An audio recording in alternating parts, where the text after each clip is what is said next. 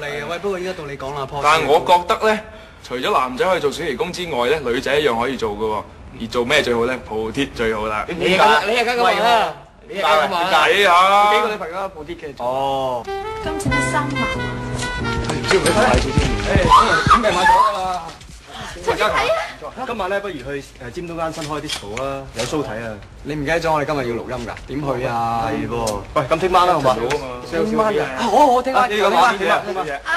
我想試下呢條褲。哦，咁唔該，你記得腰圍。腰圍啊！唔停咁食嘢㗎，死肥仔嚟嘅，沙律啊！但係圓底就好 fit 嘅。咁啊，度下好唔好？使唔使點度啊？得唔得啊？28啊。28。我睇下。冇啦，28個。肥一啲。唔好意思啊，個 size 買晒。唔緊要啊，由佢。喂，飲茶啊，飲茶，飲啲拜拜啊！哎呀 ，Beyond 啊，係啊！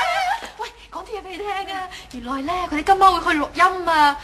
仲有啊，你知唔知阿婆腰圍幾多啊？幾多啊？28寸啊！